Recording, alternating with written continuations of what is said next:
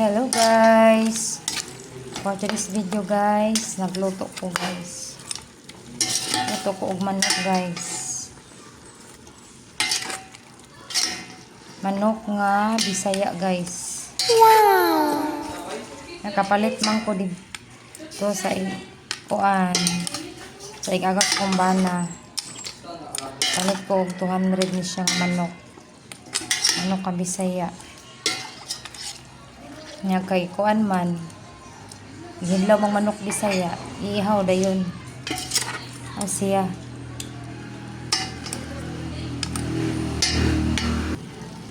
akong ni siyang igisa guys sa mga lamas siya ahos bombay nya nailuya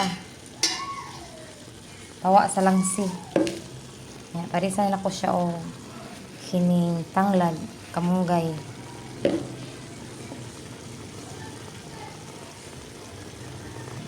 Kana ko asindaan para mo kuan jud ang kuan.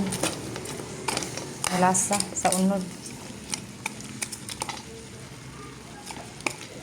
Sabuan para ubay-ubay ang sabaw. Siya. Dayon, ilunod ang tanglad. Ano siya? Muni siya pinakakuan. Pinaka the best kay mahumot jud ang kuan ni. Ang Bisaya nga manok mo ni kanang the best partner sa Bisaya nga manok.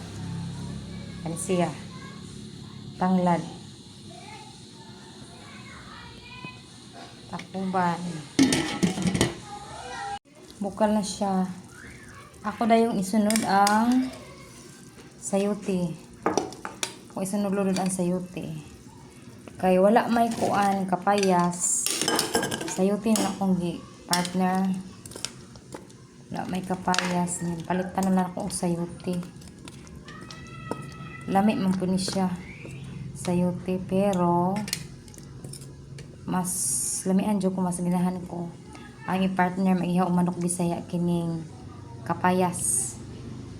Kaya ang the best partner aning manok Bisaya ko anang dyan tanglad, kamunggay o kapayas. Mao dyan siya. Yan, tabunan. Lunod ang kamunggay guys. Kasi lunod. Okay. Kuha naman siya. Humok naman ang manok. Ilatan ako pila ka kuan minuto. Humok naman siya. Kasi mga una guys, naluto na dyan guys kung giluto nga manok ka Bisaya. Yummy! Naluto na dyan siya.